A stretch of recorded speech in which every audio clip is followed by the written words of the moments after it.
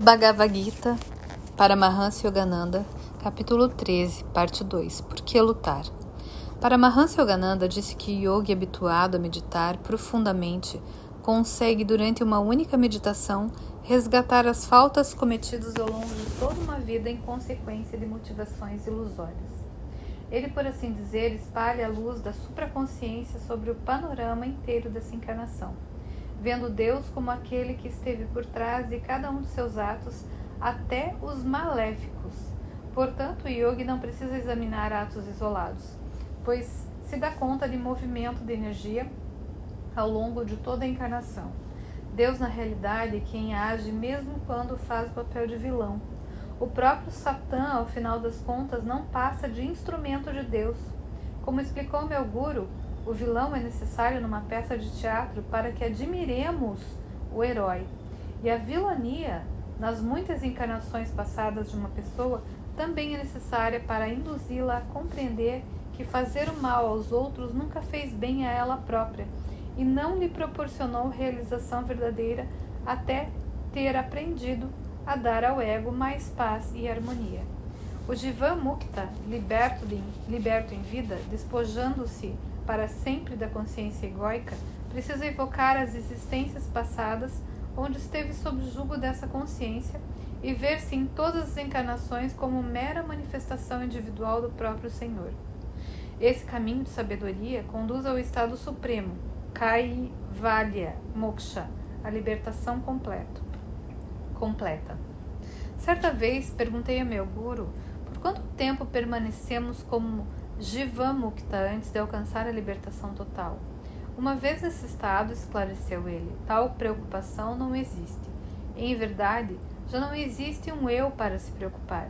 Você poderá se valer da necessidade de purificar o karma do passado como desculpa para voltar atrás e ajudar os semelhantes ou simplesmente dizer, estou livre, e ser livre em Deus para sempre. Nesse ponto, um de meus colegas discípulos disse, conforme relatei em Conversations with Yogananda, mas se eu proclamasse estou livre, não estaria livre, certo? Ah, sim, concordou o guru. Acontece, porém, que você respondeu a sua própria pergunta. A frase foi, não estaria, certo? Contou então a história, também já citada antes, do homem que tenta livrar-se do demônio, recitando uma fórmula encantatória védica sobre um punhado de areia que depois atirou contra o inimigo. O demônio zombou dele. Antes mesmo de você recitar o encantamento, eu me meti na areia. Yogananda explicou então. A mesma mente com que afirmamos nossa liberdade já está infectada com o vírus da ilusão. Por isso você deve primeiro atingir o estado superior de consciência. Só nesse estado a proclamação de liberdade será efetiva. Nesse estágio, já não será o eu quem dirá estou livre, dos santos mencionados em Autobiografia de Yogi. Poucos alcançaram a plena libertação. Passei alguns dias em companhia de um desses Paramukta, assim meu guru o descreveu, embora não o citasse em sua autobiografia. Perguntei-lhe, depois de tudo que conseguiu, por que tem tão poucos discípulos? Deus fez o que queria com este corpo, foi a singela resposta. Em tal estado, não existe nenhum eu para se preocupar desta ou daquela maneira, com seja lá o que for, já se alcançou o objetivo. Os intelectuais que se inclinam para o caminho da sabedoria devem levar isso em conta. No entanto, é preciso mais que intelecto para penetrar até mesmo no estado inferior de Samadhi do Sabikalpa. Como afirmou meu guru no capítulo Experiência de Consciência Cósmica de Autobiografia of Yogi, a experiência nunca advém unicamente da simples disposição intelectual ou da capacidade de manter a mente aberta. Só a expansão adequada proporcionada pela prática devocional do yoga e do bhakti prepara a mente para absorver o choque libertador da onipresença. O grande poema místico de Yogananda, Samadhi, que será transcrito na íntegra mais à frente, quando examinarmos a visão divina de Arjuna, teve omitidos em edições posteriores por inexplicável decisão editorial, inúmeros versos importantes, entre estes o seguinte: da meditação mais profunda, mais longa e mais intensa concedida por um guru, provém este celestial Samadhi. A salvação ocorre, como, aliás, toda manifestação da criação, por meio de um instrumento de Deus e não da intervenção direta do Espírito. Nesse caso, o instrumento divino é o Guru. Assim, para necessidades práticas, Krishna aconselha o devoto a enveredar pelo caminho da yoga. Como declara mais tarde no Gita, Arjuna, se é um yogi. A atividade meditativa, e não apenas um conjunto de ações religiosas motivadas, está implícita no que Krishna diz aqui. Assim como a flor da maçã já contém a maçã e é inseparável desse produto final, assim a prática do yoga não se separa de seu fruto, a união com o infinito. Deve-se ter bem em conta que o termo yoga não se refere a práticas meditativas específicas e limitadas, ensinadas há milhares de anos na Índia por grandes rishis ou sábios. Os que buscam as verdades espirituais em qualquer religião, quando meditam e oram com sinceridade, podem com toda a justiça ser chamados de yogis. Um grande místico católico em Roma foi abordado por um amigo meu que, ao se confessar à maneira tradicional, contou ao místico que praticava Kriya Yoga. Caramba! Replicou o homem. Não revele isso a mais ninguém, principalmente se for padre. Mas acrescentou, você está fazendo a coisa certa. O caminho óctuplo, mais literalmente de 8 membros, ou Ashtanga, do Yoga, tal qual delineado pelo antigo sábio Patanjali, não era um caminho particular para deuses. Todos os que querem unir suas almas a Deus devem seguir a mesma vereda, Yama e Niyama, reta ação, Asana, firmeza de postura com a espinha dorsal ereta para que a energia suba livremente por ela. Pranayama, controle sobre a energia do corpo. Pratyahara, interiorização da mente. Dharana, concentração orientada. Dhyana, absorção na medida profunda. E Samadhi, unidade. Samadhi, como já vimos, é ao mesmo tempo condicionado e incondicionado. Primeiro condicionado, limitado, em Sibikalpa, pois subsistem ainda os laços sutis da consciência egóica que não foram inteiramente rompidos, e depois incondicionado de todo, em Nirbikalpa. Quem atinge Nirbikalpa Samadhi atinge o estado mais elevado que há. Precisa apenas livrar-se das lembranças de encarnações passadas, identificadas com o ego. No mais, é como Cristo, Krishna e Buda. Da unidade com Deus não é possível ir além. Fiéis muitas vezes reivindicam para os fundadores de suas religiões um estado superior a de qualquer outro santo ou mestre. Tal estado não existe. Como disse certa feita Yogananda, quando você se torna um com Deus, você é Deus. De fato, não existe nenhum você para se tornar algo mais. Assim, quando Krishna recomenda a Arjuna ser um yogi, não se refere necessariamente a um yogi hindu.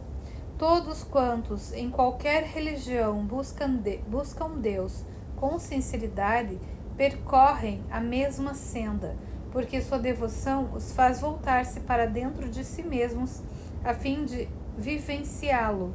Não poderia ser de outra forma. O benefício do caminho do yoga em sua tradição clássica, e especialmente o caminho do Kriya Yoga, é uma das técnicas científicas que operam de maneira direta, enquanto a mais contrita devoção só o faz indiretamente.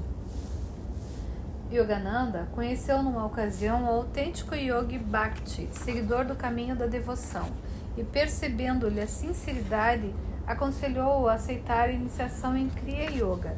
O homem se esquivou, alegando que seguia fielmente os passos de Bhakti Yoga há 20 anos e não queria mudar, embora reconheceu, ainda me reste vivenciar a Deus.